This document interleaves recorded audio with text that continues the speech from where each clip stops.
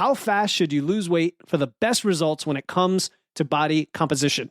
Is there a sweet spot rate of loss that's optimal for losing fat while maintaining muscle? You'll find the answers in today's episode as we lay out the entire spectrum of safe and effective rates of weight loss for every physique goal, with some surprises along the way, including times when you might actually be dieting for much longer than you think, and times when an extremely rapid approach can be right for you. All that and more in today's episode of Wits and Weights. Welcome to the Wits and Weights podcast. I'm your host, Philip Pape, and this twice-a-week podcast is dedicated to helping you achieve physical self-mastery by getting stronger, optimizing your nutrition, and upgrading your body composition. We'll uncover science-backed strategies for movement, metabolism, muscle, and mindset with a skeptical eye on the fitness industry so you can look and feel your absolute best. Let's dive right in. Wits and Weights community, welcome to another solo episode of the Wits and Weights podcast. In our last episode, 169, Q&A with Jeff Hain, menopause weight loss, bulking without getting fat, and cutting on low sleep, I was joined by Jeff Hain of the Mind Muscle Connection podcast for a special co-hosted Q&A where we answered questions on rest periods for muscle growth, managing your diet on limited sleep, what to do if you're gaining too much weight in a bulk, how to transition your training from a bulk to a cut, menopause and weight loss resistance for women over 50, and how to prep ahead of time for inevitable holiday feasting. Today, for episode 170, how fast should you lose weight for fat loss? We are uncovering the truth about the optimal rate of weight loss for sustainable fat loss. We'll explore the full spectrum of approaches from slow and steady to rapid and aggressive and everything in between. You'll learn the pros and cons of each strategy, how to incorporate diet breaks and refeeds for optimal results, and the principles that apply to every successful fat loss plan, because those never change whatever speed you go after it. Whether you're a beginner looking to lose your first 20 pounds of fat or you're an experienced dieter trying to get shredded, my goal is to give you a clearer understanding of how to choose the right rate of loss for your individual goals and lifestyles. Now, before we dive in, I did want us to check out some of the recent 5-star reviews on Apple, where we've now got over 125 reviews and counting. So thank you to everyone who's taken the time to submit a review. That is honestly one of the best ways you can support the show because it lets others see what the experience is, what you've been learning, how people react to the show, and it creates what they call social proof. So if you're watching this right or listening to this right now and you've never ever submitted a rating or review, please just take a moment. I'm okay if you just want to pause right now since you're in your podcast app, Apple, Spotify, especially Apple. Go do the 5-star rating and review. Tap the button that says write a review, type in some nice loving words and submit it. Now, if you don't intend to give me a 5-star review, that's cool, but I'd rather you reach out to me directly with your feedback because I listen to what you guys tell me about the show, whether it's the guests that you might not like or the content, or maybe I have gone too far in one direction or another if things aren't quite supported by the evidence. And I heard it and I'm listening to that feedback and continuing to adjust the show to improve quality over time. So what might be in your mind 1 star right now because you just found the show and for whatever reason didn't like an episode or two. And I've seen that happen with reviews where, I wish they would just give it a chance and listen to a few more episodes.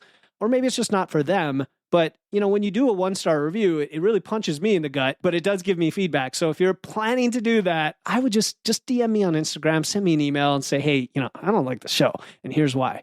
And I'm going to talk to you about it and get your feedback. And guess what? I'm probably going to make a change if it makes sense for the audience. Now, not every show is great for everyone, and that's the way the cookie crumbles, as they say. So here are 3 quick reviews from our audience. First one is from LCDD12. So useful. I stumbled across this podcast and I'm so happy with what I found. I've been looking for actually useful and concrete tips on my health journey and discovered that and so much more. I can't wait to keep listening as I continue my journey. The next review is from @KimStewInspired. Tips for us over 40 women are priceless. What a great discovery for my health. Thanks, Philip, for helping us weed through all the advice, especially as we age, to find the best tips for losing weight and gaining muscle without sacrificing our health along the way. And that's what we're trying to do. We're trying to find an approach that works for the remaining years and decades of our wonderful, vibrant lives, right? Is stay healthy, be fit, have that muscle, but not sacrifice our health. or our lifestyle along the way. All right, and the last one is from Fur Fam. I have a couple dogs. We also have some hamsters and chickens as well. Chickens don't have fur, but still they're part of our family. And this review says, strategy. I really appreciate the strategic approach to health and nutrition with focusing on muscle mass. So incredibly helpful. I couldn't have summed it up better. A strategic approach. That's what it is. We're about efficiency, about doing it smart, smartly, intelligently, time efficiently, all of those things, and just cutting through the noise, right? Kind of like a recent episode when I talked about reverse dieting being a waste of time.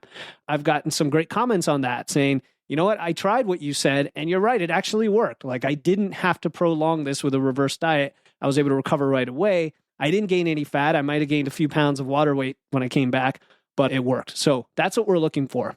All right, let's get into today's topic. I know you guys want to learn all about the various rates of weight loss, why, the pros, the cons, the whole thing. How fast should you lose weight for fat loss? So we're going to start with that question, right? How fast? But another angle on that is, how fast can you lose weight and not lose muscle mass? Because that is what we're really talking about. Because if the answer is how fast should you lose weight, all right, there are a lot of factors that go into that, including why the heck we want to lose weight in the first place. I was asked recently on a podcast, in fact, it was the Physique Development Podcast with Sue Bush, which is, I think the next episode is her on this show. But anyway, she asked me, why do you think people struggle with dieting, with weight loss? And I think my answer was, because a lot of people shouldn't even be dieting in the first place, right? It shouldn't be, or they're doing it for the wrong reasons. And so before we get into like how fast you lose weight, if you found this podcast, if you haven't followed our stuff for very long and you're like, yeah, I just want to lose weight. I want to lose weight on the scale. That is not what we're talking about. Yes, we are talking about measuring fat loss via a loss in body mass, right? Via a form of quote unquote dieting or a calorie deficit, not dieting like the keto or carnivore diet, but just the idea of being in a calorie deficit to release some of that energy. But we're doing it in a way that's both sustainable, right? Not necessarily sustainable for the period of fat loss, but in a sustainable way for life. So anytime you do it, it's sustainable, but also in a way that preserves muscle mass. Okay, not just losing weight on the scale, but actually maintaining that muscle. And for some of you newer lifters, you might even build a little bit of muscle as you do this. And the wonderful thing here is there's a whole spectrum of approaches. And today we're talking about rates of loss. So I'm going to go very logically from slow and steady all the way to rapid and aggressive. And the best one for you today in this phase of your lifestyle, of your training, of your year is going to depend, right, on the variety of factors. So I'm going to go over each of these and tell you what those are. All right. Before we get into the rates, though, and I know you're like, oh, what is he doing? Get into it. I do want to talk about why this whole idea is even important. Like, why do we care about rates of loss and all of that? It does come back to sustainability, the S word. It's the boring S word that's nonetheless the key to everything here. The key to getting to your goals successfully is doing it in a way that builds routines and habits and some inherent self-discipline, occasionally doing hard things that push your comfort zone, but not going all out with the all or nothing approach and not doing things just to get it quickly done at all costs, right? That's what we mean by sustainability. So while I'm going to eventually get to a very rapid approach to fat loss at the very end, even with that approach, there's a context of sustainability around it, okay, of how we approach it. So that's what we want to do. Put on those thinking hats and critical thinking hats and do this the right way. Because if you lose weight too quickly, which is very tempting for a lot of you, I know it is. I've been there many times.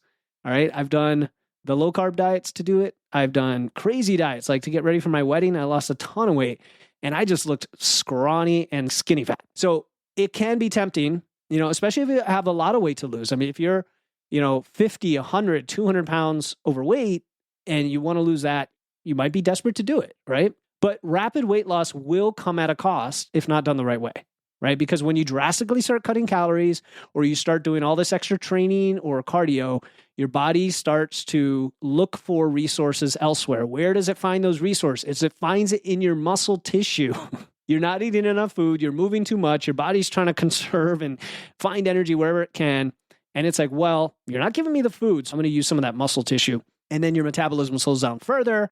And then it's harder to lose even more weight. And then even once you do, it's hard to keep the weight off in the long run. And I use the word weight a lot today and weight loss. at the end of the day, I really care about fat loss.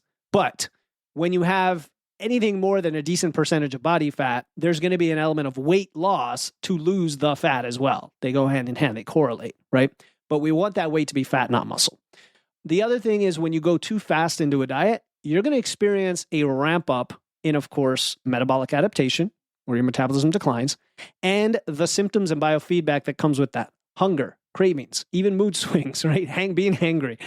And if done too quickly, those things ramp up too quickly, that's what leads to binge eating and weight regain. We've talked about it a lot. We've talked about body fat overshooting. Check out the history of our podcast. You'll see episodes on body fat overshooting, on fat loss versus weight loss. I think I've talked about rates of weight loss a long time ago as well. Regardless, we don't want to do it too quickly. On the other hand, if you lose weight too slowly, that can be a problem too, because it can be frustrating that you don't see the change, right? It might happen over time, over like months, but that's, we as humans, we want these quick wins. I don't want a quick fix, but I do want quick wins. And that can be frustrating and demotivating because, you're seeing these very small changes on the scale. And in fact, because they're so small from a fat loss perspective, they tend to be outweighed by the daily fluctuations from water weight. And that could be even more discouraging because you're trying to go in this slightly downward direction and you get these big jumps all the time. And you look from, say, Sunday to Sunday and the weight's the same, even though it kind of went generally down, but then it maybe popped up on Sunday again. That can be very discouraging. And that's one of the things I actually deal with my clients, especially when they're newer in the process, where they're like, I see the trend going down. I've seen lower numbers on the scale, but then today I was right back where I was a week ago. And my response is, let's be patient. You're doing all the right things. You're in the deficit. We know your expenditure. We've adjusted the calories and macros. Just keep going for now, right? If there's a true plateau, I'll let you know. And the way we generally do it, with my coaching and in Wits and Weights Physique University, the approach we take is designed to avoid plateaus altogether because we're being proactive. We're getting ahead of it. But anyway, weight loss that's too slow can be frustrating. And so we want to find that balance in between for you that allows you to lose fat at a steady pace while preserving your muscle mass, while maintaining your energy as best as possible, and even, yes, while enjoying your food. That is a variable here. Because if your dieting plan takes you 12 months and you feel like to do that, you're cutting out all the foods you enjoy, that's not sustainable, right? That's not sustainable. So here we go. We're going to start with the very conservative approach, the slow and steady. Okay, slow and steady. And this involves losing weight at a rate of around 1/4 to 0.5% of your body weight per week. So anything less than 1/4% of your body per week is probably too slow to really be meaningful. It's almost close to maintenance, and it's going to take way too long, and it's going to be frustrating. So at least 1/4 and then up to 0.5% of your body weight per week. So if you weigh 200 pounds, that's 1/2 to 1 pound per week. Now that may not sound like much if you come from the crash dieting world, or you've done the yo-yo diets, or you did keto and you lost 40 pounds in a month. That doesn't sound like much, but it is exactly what the evidence shows is very reasonable to avoid losing muscle. And at that slower rate, you can have more calories to work with, which then comes into the sustainability piece and the adherence piece of this. This approach is great for several types of people. If you're brand new to this whole macros and dieting thing, it might be great for you just because we don't want to have a massive change and all of a sudden you have to figure out all the hacks and all the techniques for how do I cut, 1,000 calories out of my diet overnight. And that's a struggle and that's a big challenge for some people. So if you're new to dieting, my brand new clients, in fact, if you come through Wits and Weights Physique University, you're like, I don't want aggressive fat loss. Any other form of fat loss, you're going to get a rate that's closer to the 0.5% rather than higher than that. And it might be less. It might be 0.25% if you're going for something like a body recomp. Okay, so by taking things slowly, there are a few benefits here. One is that you give your body time and your mind time to adapt to the changes in your diet and your training. So each day you're just making these small changes. They're simple. You're swapping your lunch, the side on your lunch. Maybe you're swapping it from rice and now it's going and becoming Brussels sprouts, right? You're adding in a little protein here and maybe dropping a snack here, right? It's simple changes you can make in the first few weeks. You get used to it. You see what it feels like. You get through the hunger pangs of the first week because the first few weeks of a diet, at any rate, it messes with your mind a little bit from a hunger perspective. It's more psychological than physiological. It's a lot having to do with the habituation of, okay, I've been eating a 3 p.m. snack every day. Now I'm cutting that out because I'm, reducing my calories. And all of this stuff is great for setting you up for sticking with it for a while. Obviously prevents muscle loss and metabolic adaptation. Here's the thing. Muscle loss will occur in a diet if you go too fast or you're not training hard enough. So we're not really addressing the training piece here, but the assumption is you are training with the proper intensity and execution, very similar to you were when you were at maintenance or in a building phase. It doesn't really change much. And in fact, the co-hosted episode with Jeff Hain, we talked about that. Like, how do you transition from a bulk to a cut in terms of your training, right? And the key message is keep training as if you're building muscle. You may have to change some of the volume and the programming for recovery, right? Recovery is like a very important variable during fat loss, but the intensity and execution doesn't change. So assuming you've got that, the slower rate of loss at about 1/4 to 0.5% is going to be really nice for not even getting close to that point of losing muscle strength. And you might even see your lifts continue to go up for a while. And then while you're doing this, you can start to develop those new sustainable habits that you can stick to in the long run. Even when you're not in fat loss, a lot of the habits are going to be roughly the same, like having high satiety foods, having high fiber foods, having mostly whole foods, but yes, still fitting in indulgences that you enjoy, right? Figuring out your meal timing, figuring out your workout and peri-workout nutrition. That is a much better position to be in rather than burning out after a few weeks because you went way too hard. You got some results, but then you couldn't take it anymore. So I talked about people new to dieting, why that's important. Another population where this is very helpful is when you have a lot of weight to lose. If you have 50, 100 pounds or more to lose, it might be a good idea to go conservative for a couple of reasons. One is it's going to take you a while to get to your goal. And I know on one hand, you're thinking, well, then I want to go very aggressively so I get it over with quickly. But the problem with going aggressively is you have to go aggressively for a lot longer than someone else would have to go aggressively. And that can quickly burn you out. Whereas if you go a little bit more conservatively, you could probably last a lot longer, like more than the math, like if you could go half as long rapid or twice as long conservative, you'll probably find that twice as long conservative is actually much more doable because on a daily basis, you're eating a decent amount of food and you can kind of get used to that. Whereas mentally, the rapid approach is like, oh, wow, this is a slog. It's going to seem like a lot longer time just because it's so aggressive. All right. So if you have a lot of weight to lose, going conservatively can help. The other reason that can help in that population is you have excess reserves to pull from with your excess body fat storage, where your body treats that as extra calories.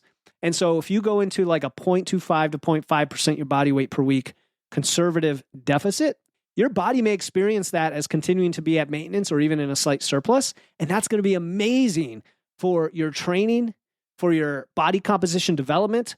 It'll probably accelerate the fat loss, because you're building muscle and losing fat. And so what'll probably happen is even though your weight on the scale is going down at a certain rate, your actual drop in body fat is going to outpace that. You're going to drop more body fat than the weight on the scale tells you because you've gained muscle in the process. So that's a great place to be. And then the only other population I wanted to quickly mention here for the conservative approach is someone who has a history of disordered eating. All right. Now, disclaimer, I do not dispense medical advice. I don't deal with, actual medical conditions related to psychological conditions for disordered eating. If you're in the throes of that right now, if that's part of your life now, definitely go address that, work with a mental professional for that to address it before you get into using tracking and macros and all these things. But if you have a history of it and you've processed through that and you have a healthier relationship with food now, which is something you want to develop before you even think of going into a diet anyway. All right. And my next solo episode next week is going to be all about 15 situations where you do not want to be dieting. And I'm going to address some of those things.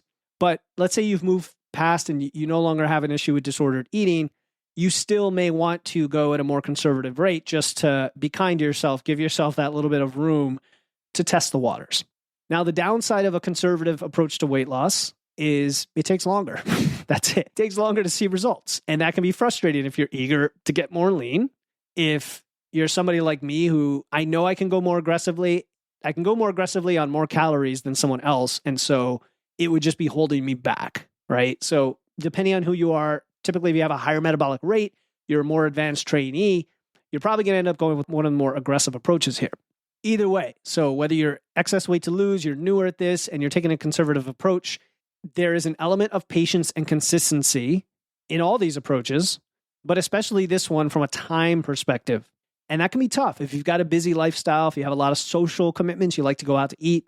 However, doing it at a conservative rate actually helps in those situations as well, because it's not as, I'll use the word restrictive just from a pure calorie perspective. Okay. And in any of these approaches, by the way, you can take breaks, you can use refeeds. And when you're going at a conservative approach, the refeed or the break isn't that much of a jump from where you are in terms of your calories. And you could see that as a pro or con. It's a pro because you're not going to slow your progress that much by doing it. It could be a con because it doesn't feel like you're really eating that much more food. But that's also a pro because it implies that the amount of food you've been eating isn't that low anyway. All right. Anyway, if you're willing to play that long game and you like the fact that it gives you more calories to work with and you have a decent amount of weight to lose, this approach, this conservative approach, can be a very safe and effective way to lose fat and then keep it off. Because you don't get to that point of like ravenous hunger. You don't get to the point of feeling like you're depriving yourself and you need to binge back. When the diet is done, it's done. You up your calories a bit to recover and you move on. So this could be great. Oh, one more thing comes to mind, just came to mind right now. One of my clients, he has a much lower metabolic rate, the typical man of his size, let's just say. And so for him, any diet is going to be, by definition, moderately conservative, lest he be at a ridiculously low number of calories. So if you don't have a very high metabolic rate, and this applies to a lot of females and smaller individuals, then you may, I'm not going to be stuck, but it kind of limits your options calorie-wise. You may have to go at a conservative rate just for that reason. Now, can you improve that over time? I believe so. I believe with a few cycles over a few years of really solid building of muscle and increasing your metabolic rate that way, as well as, moving a bit more, like in terms of walking, low-grade cardio, that can help. And then you could push it a little bit more aggressively, but just be aware that you may have constraints as an individual and just have to acknowledge those. Like, that's just reality. Okay, now what are we going to do about it? Now, I mentioned briefly diet breaks. One strategy that makes this approach more bearable, because this is a long time-based approach, and that's what can wear on you psychologically, is not the calories so much as the duration. We could take a diet break. You could take a 1 week, a 2 week break every, say, 8, 12 weeks, kind of like taking a deload in your training, and then just eat at maintenance calories. All you have to do is up your carbs for that time and eat at maintenance. And here's a little trick. If you're using MacroFactor, all right, MacroFactor, best food logging app on the market, use my code WITS and WEIGHTS to get it an extra free week on your trial. If you're using MacroFactor and you have it set to lose weight, to go to maintenance for a break, what you can do is you can edit the goal to move the rate of loss down to almost zero. So you're effectively leaving the goal in place, but telling it that you want to lose at almost a zero rate of loss. And that gets the targets very close to your maintenance calories. And then you can just slightly overshoot it. Just slightly overshoot it to truly hit your maintenance.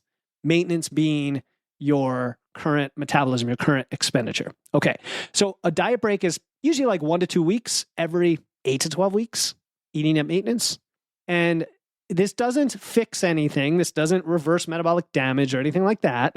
Okay, but it does temporarily halt or reverse the metabolic adaptation that you had. It gives you more energy, right? It probably will feel great in the gym for a bit because now you have all these extra carbs coming in.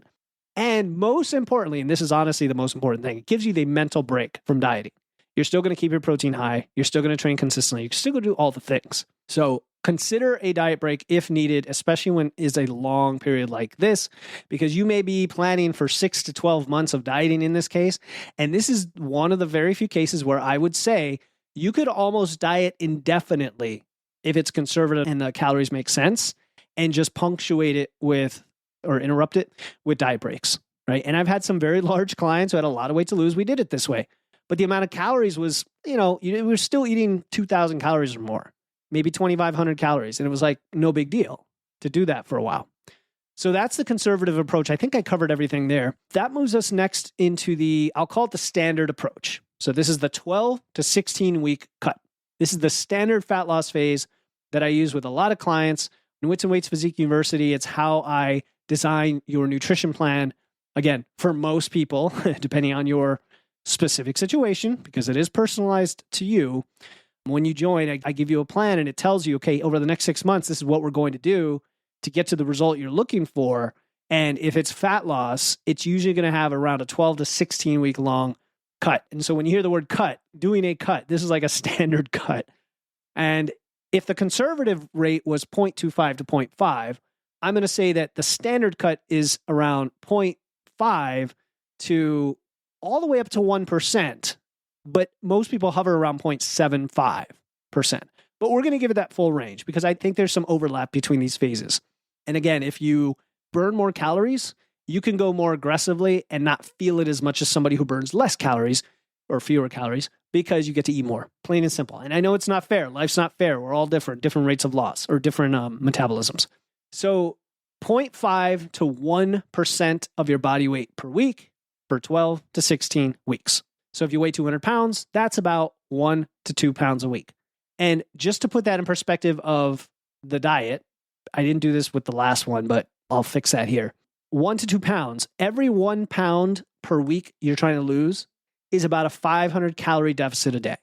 So in the last example, we talked about a half to 1 pound. So that's 250 to 500 calories a day.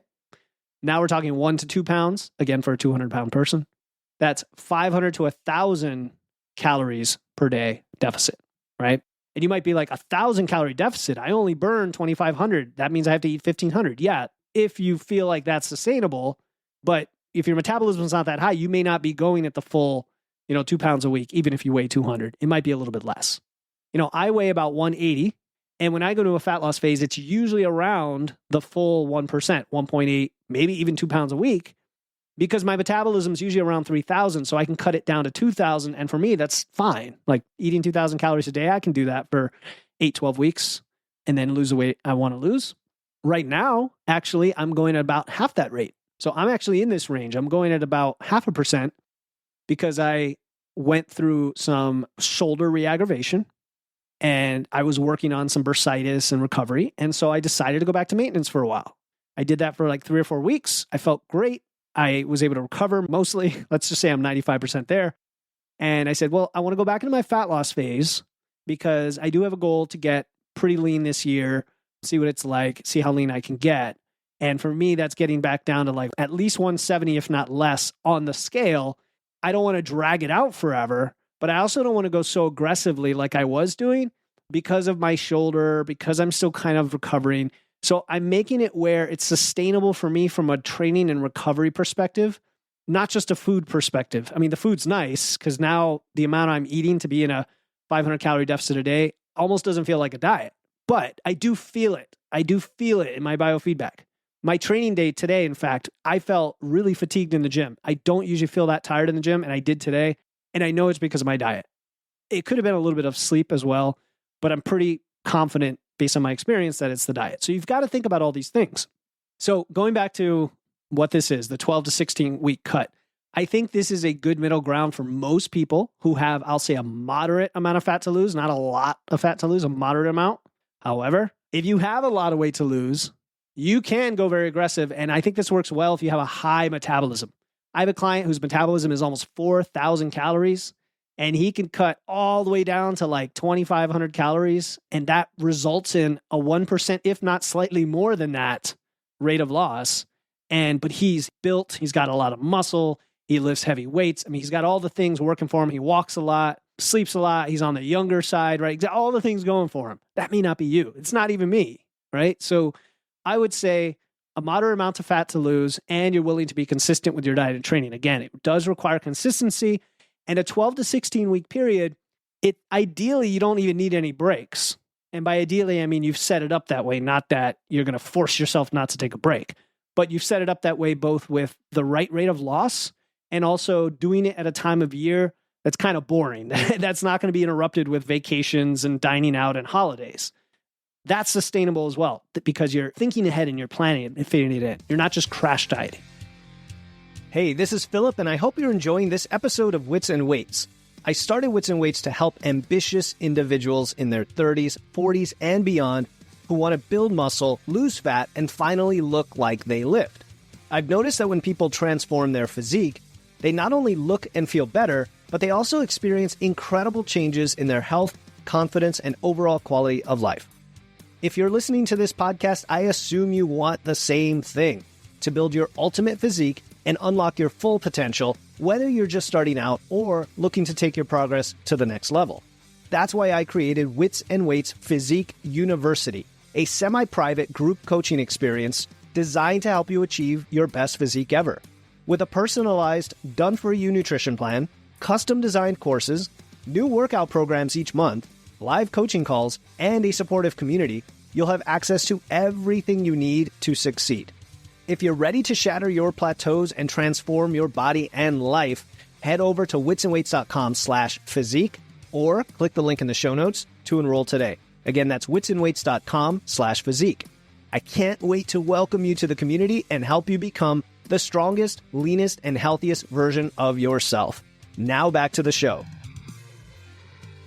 So I like the standard approach for most people because it's not so slow that you're going to get bored or discouraged, that you're not progressing, because you will see drops in fat over time. Like the trend weight is going to go down meaningfully, but it's also still not so fast that you're going to risk losing muscle. In fact, we know that for the general population, 1% of your body weight per week is the limit for losing muscle.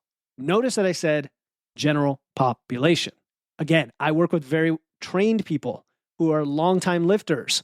They can go faster than that. I can go faster than that and not lose muscle. I can go about 1.2. I've tested it. And I have a couple clients that can go 1.3, 1.4%. Now, they don't do this for a full 16 weeks. They might do that for 6 or 8 weeks and then they're done. And that'll be the mini cut we talk about in a bit. But they might do it for 6 or 8 weeks and then taper down to the 1%. It's going to depend on you, but just assume that it's generally around 1% of your body weight per week is the limit. Okay, especially if you've never done this before. And so even if you're going at 0.5, 0.75, 1, whatever, you're going to lose a decent amount of fat in a reasonable time frame, right? And ballpark, it comes out to about 10 to 20 pounds for most people. So when you start and you're like, I just got to lose that last 10 pounds or lose that last 20 pounds, this could be the perfect approach for you.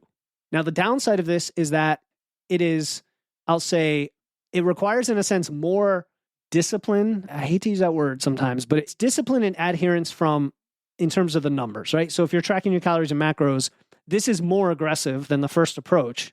So you can't be constantly going over your calories by 200, 300, 400 calories because it'll just wipe out that difference. It'll wipe out the difference. Now, if you're tracking, if you're using macro factor, you know what the target is.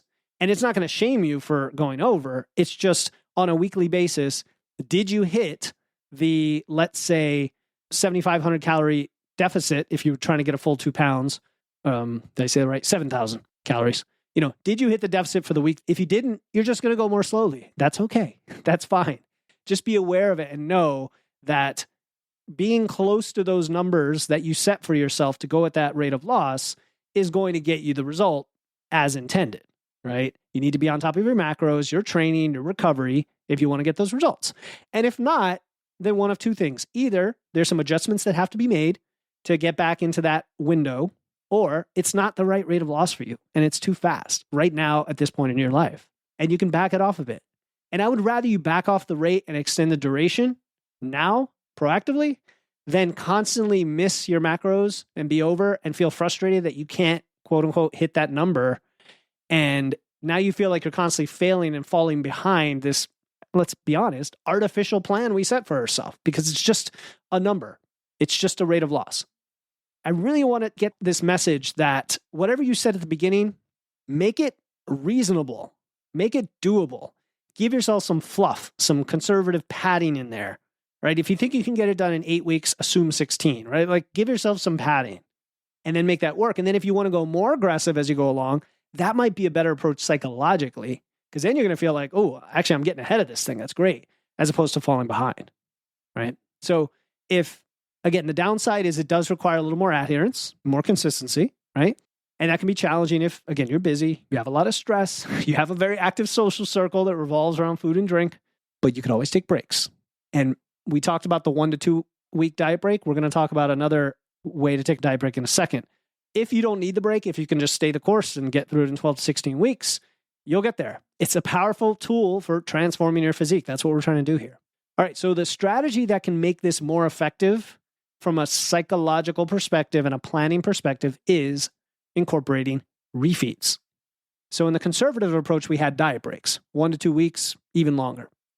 Now we're talking about refeeds. This is 1 to 2 days. And you could do that every week. You could do that every 2 weeks, as long as your weekly calories are where you want them.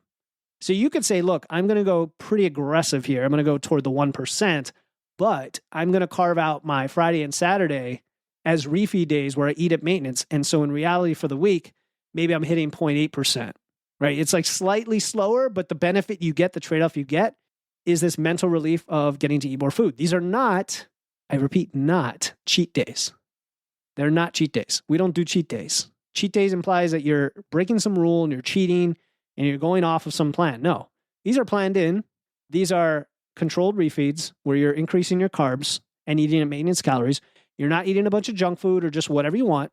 However, you do have more room now to incorporate maybe some other foods you've been limiting, like pizza or something like that, which, by the way, even in the regular day-to-day deficit, you should be incorporating some things that you enjoy on a regular basis and planning them in. So the refeed, there are some myths around refeeds. One of the myths is that it boosts your leptin levels, and which it might for a day or two, it might actually boost it, but it's temporary. And then that reduces hunger and cravings and all of that. That piece of it, I would chalk up to just the fact that you're eating more food. Like, you're going to eat more, so you're going to be a little bit less hungry, right? Like, let's just admit what it is. The more important thing is the mental break from the grind of dieting. Now, it may not seem like a grind to you. If you picked a rate of loss that was not too aggressive, but aggressive enough to give you progress, you can just stick with that. Just keep going, right? Just keep going. Or you can shift the calories around 1 week. Not do like a full refeed, but just kind of shift them around. So on your refeed days, just to be specific, what we mean is if you were in a, let's say, 700 calorie deficit, on your refeed day, you're in a 0 calorie deficit. You're eating 700 more calories, mostly from carbs. And carbs doesn't mean pizza and donuts, although you're welcome to include pizza and or donuts to get to those carbs. It's a lot of fat too, but that's fine. It is what it is. Carbs just means, any source of carbs, usually things like starches and grains and fruits and stuff like that. You're just scaling them up, getting that little boost of energy. Maybe if you time it right with your training session, you can get a little extra performance in your training session. And you could even time it with the social side of your calendar. And that's why I like refeeds is if you have a regular night out with the girls, right? Or if you have a regular family dinner, that is a great time to have your refeed. Okay, so enough on the standard approach. I talk about it a lot in a lot of the other episodes when we get into fat loss. It's typically that.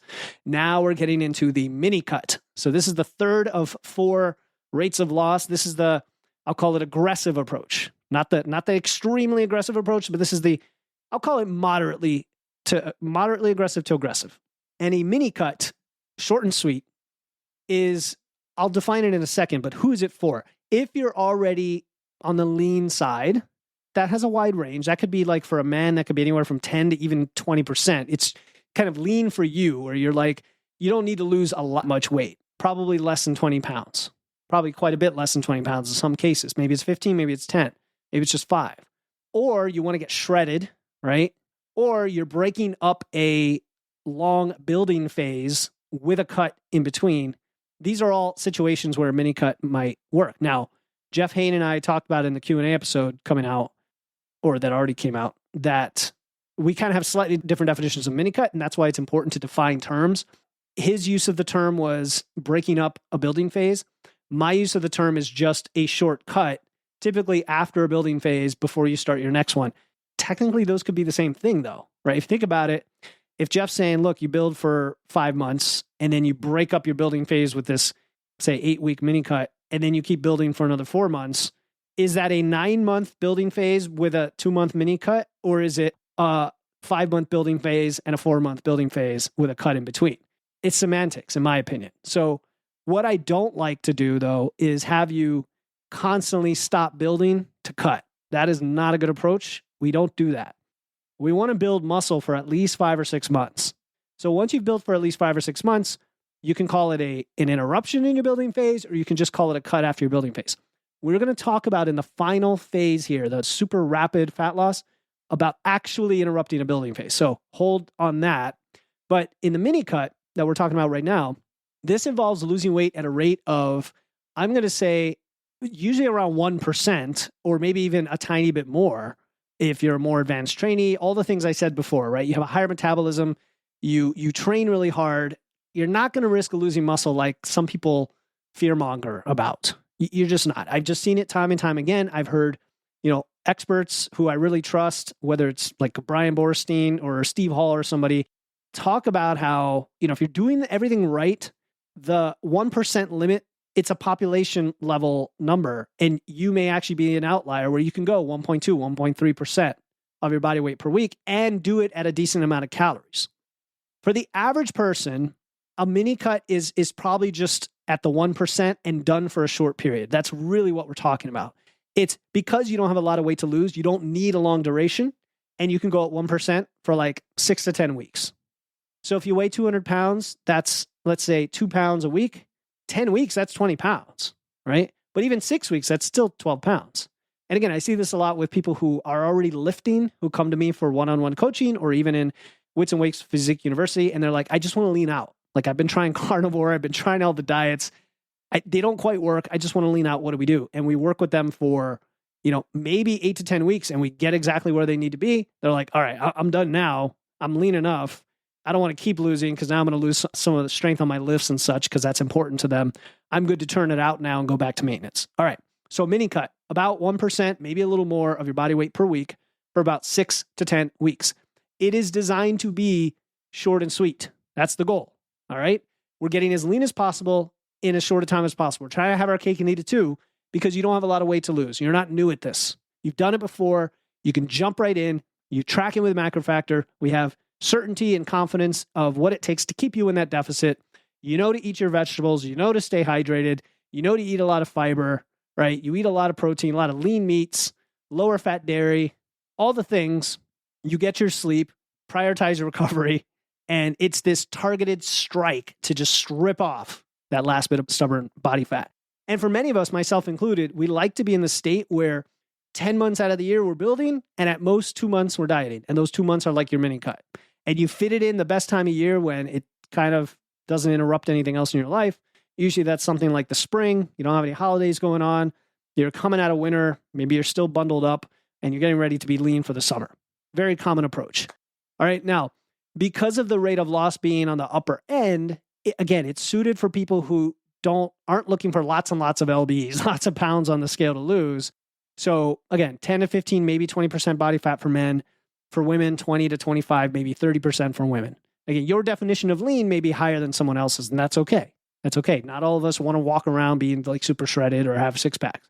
The other thing is, again, you should already have experience with dieting and training, or be working with a coach, or of course, I'm going to plug it all day, but Wits and Weights Physique University, because then we're going to give you a very targeted plan and adjustments to do that. Now, the downside of this mini cut is, number one, it's very intense. Okay, it's intense. If you've never done it before and your calories aren't super high, like I mentioned before, the gentleman with the 4,000 calorie metabolism, most people, like most men, are sitting around 2,800, 3,000. Most women are down around, say, 2,400 to 2,600, something like that. You've got to think of the numbers. If you're going to go at the full 1%, it could put you down around 2,000 or less calories, or far below 2,000 calories in some cases. And that can tax you physically and mentally. You have a little more strictness with the approach, right? Not restriction of foods per se, but just the constraints are there, and you've got to make tighter trade-offs and really prioritize the high fiber and high satiety foods, right? We can't be, the indulgences are going to be somewhat limited. It's just the reality. It's a temporary state. That's why we want to do it aggressively, because it's temporary. It's very short-lived. You might get more hunger, more fatigue, more mood swings on this kind of cut. You're getting closer to that point where you could lose muscle mass. You've got to really watch out with your training, get enough protein, get enough stimulus. Protein's important here because the calories are going to drop, and the protein as a percentage of calories are going to be pretty high. And I've seen some people slack off a bit. They get to this point, and because they're just scaling down their food, the protein gets scaled along with it, and now you're not in that great territory for a high amount of protein. Now, do you have to be at the full 1 gram per pound? Maybe not. Maybe not. The more we learn about protein research, the more we see you can get by on less and still hold on to your gains, especially if you have proper intensity, execution, and progressive overload in your training. So if you can handle all that, if that's like, yeah, that's cool, I can do it. the mini cut approach is a great way to get lean and mean in a hurry. So that's why I do recommend it for somebody who's already been through this at least once before. Now, I talked about refeeds. Can you incorporate mini cuts in a refeed? In a mini cut? Yeah, absolutely. Again, it's going to slow it down, but you can almost make the argument that if any type of phase needs refeeds, it would be a mini cut. The more aggressive you get, and the farther you are from your maintenance, the more drained you're going to be, to where a refeed, it seems like this beautiful gift you've been given, and you almost look forward to it. Now, again, not like a cheat day. We don't want to be psychologically obsessed with it. We just want to have it planned in where it makes sense for our schedule and for our mental state. So all of these things, doing it this way, is intended to prioritize your adherence to the diet so that you get through it and over with as quickly as you can. Okay, so let's see. That's it for the mini cut, I think. And now I'm going to move to the rapid fat loss approach, which you might call the last resort, because I don't deliberately prescribe this to anyone. Even my one-on-one clients, it's really up to them to tell me, I want to do this, and almost sell me on it, because I know all the reasons why you could do it and might do it, and it could be helpful. But there are many, many, many reasons not to do this. And I want to be very clear on that.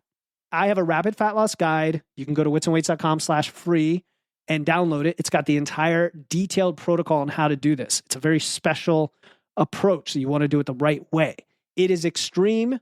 It is also in some circles controversial, but on Wits and Weights, it's not controversial because we do it the right way, and you've got to do it the right way.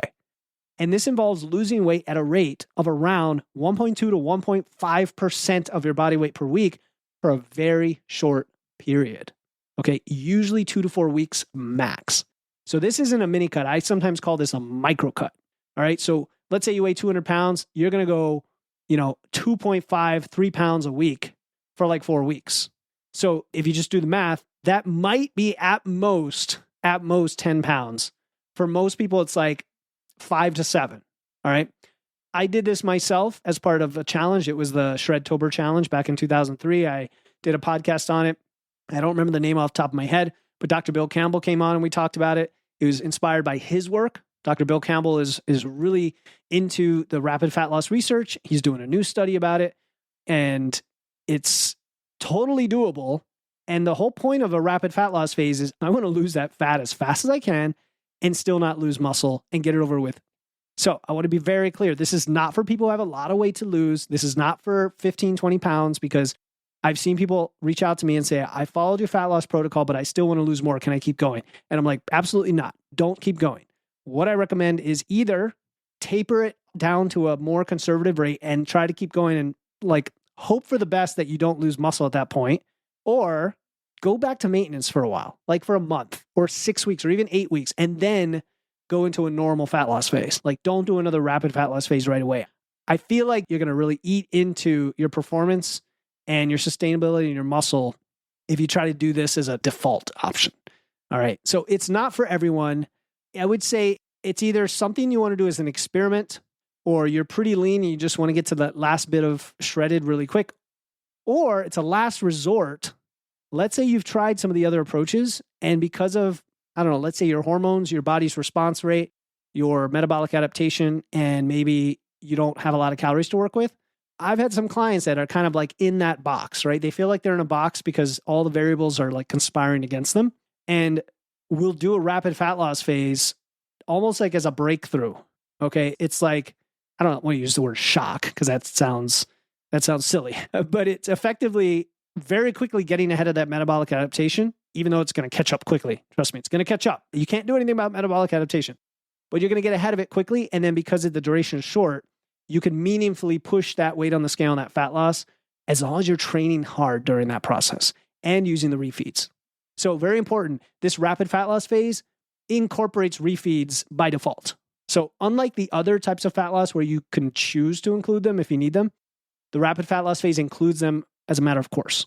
So like my 2-week protocol, it has 4 days of dieting, 1 day at refeed, 4 days of dieting, 1 day refeed, and then 4 days dieting, right? To recover and prevent that muscle loss. We also don't want to use this if, again, you're not experienced dieting and this is the first thing you've ever done. Don't do that. Don't do that. This is just going to feed into the whole rapid, what do you call it? Like quick fix, crash dieting kind of mentality. It's not the intent. Okay. And it's not meant to sustain for more than a few weeks. I just want to keep reiterating that.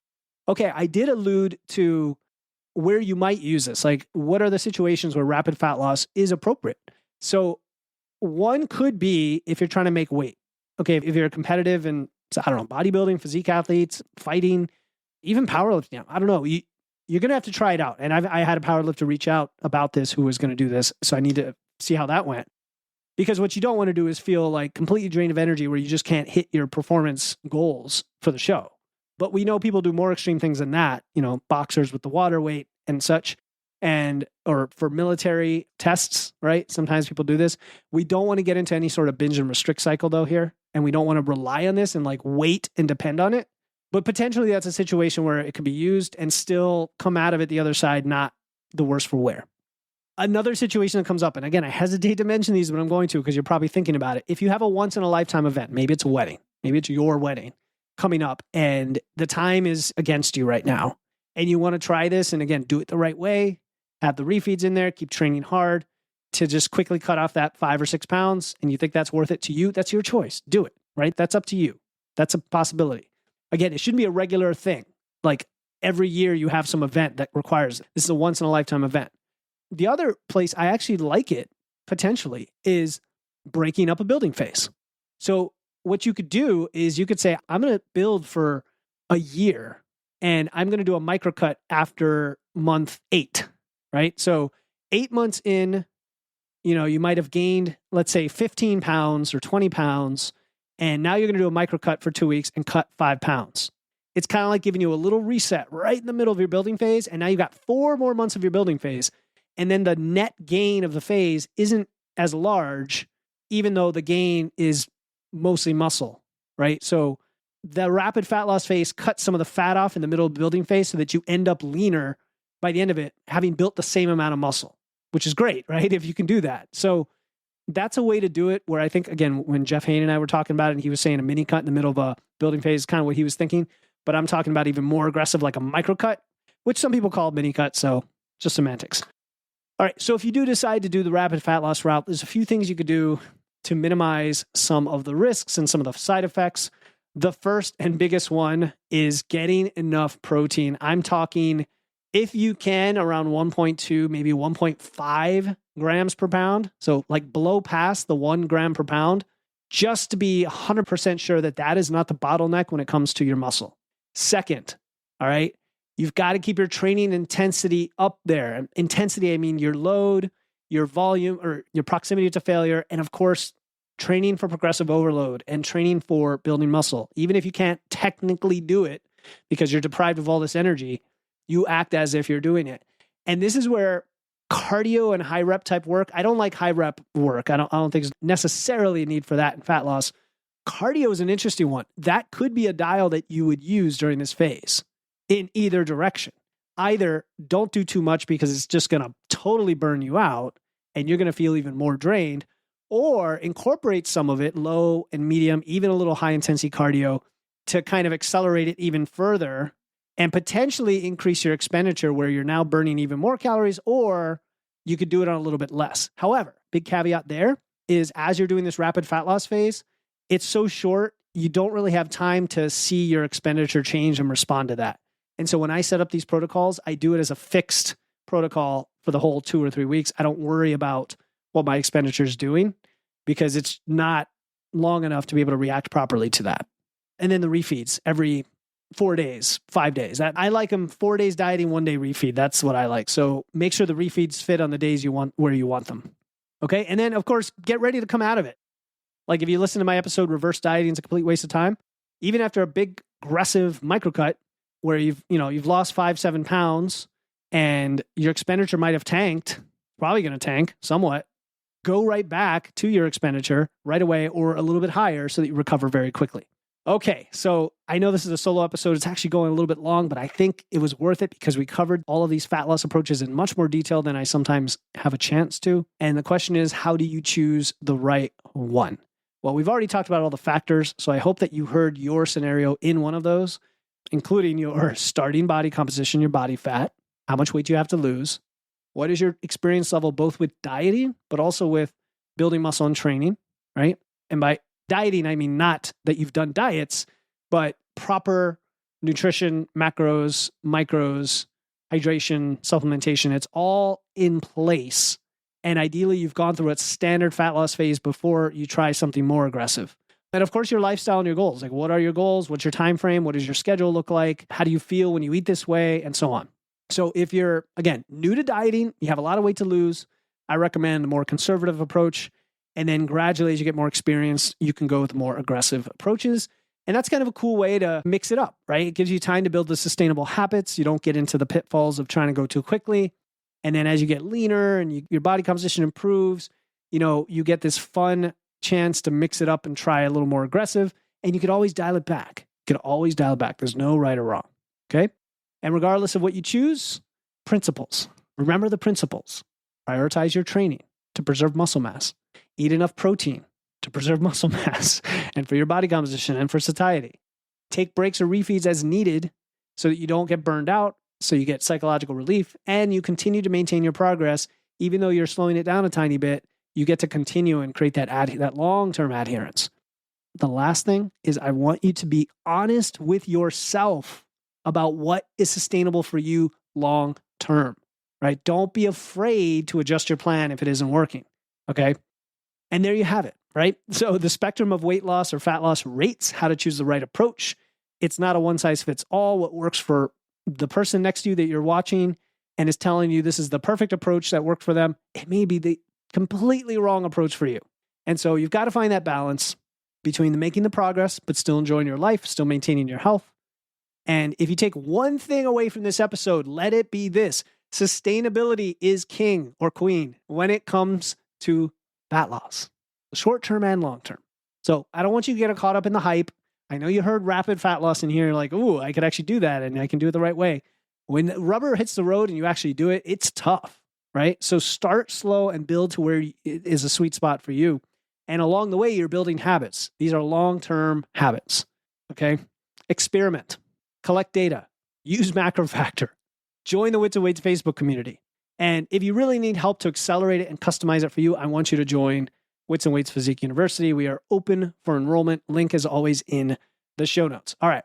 I hope you have a better understanding of your options for how fast you might lose weight.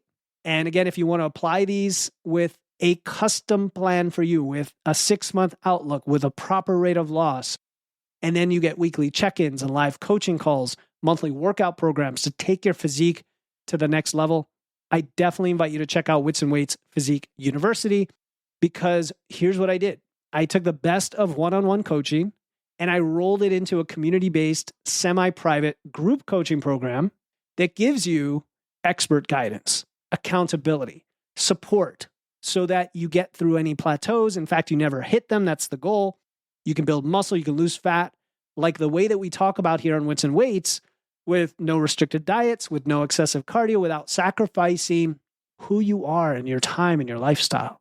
And the university's been growing fast since we launched in April, and we're looking for some more brave souls to jump in and accelerate their path to a dream physique. And that's why I recently updated the pricing structure to make it even more affordable. So if you want to learn more about that and enroll, just head to witsandweights.com/physique or click the link in my show notes. Again, that's witsandweights.com/physique to learn about WWPU and join today so we can get you some clarity and a custom nutrition plan so that you can start implementing right away what we talked about today to build the lean, muscular physique you deserve. Again, the link is in my show notes, or go to witsandweights.com/physique. Okay. In our next episode, 171, big butts, strong butts. We love them all. How to train your glutes with Sue Bush. We are talking about a fun topic, especially for the ladies out there. And that is how to build strong, functional, and aesthetically pleasing glutes.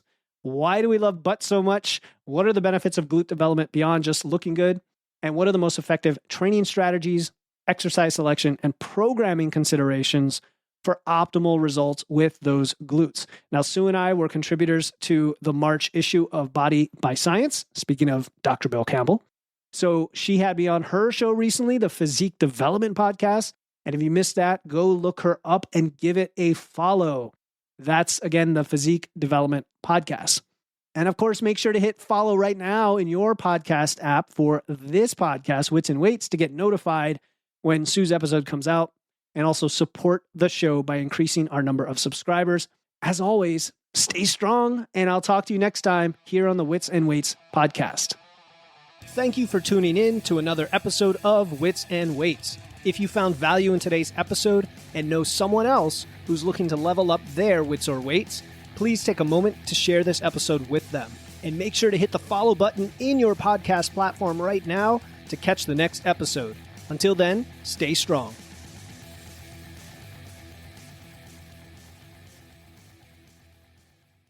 Hey, before you go, I want to let you know about a free resource I have.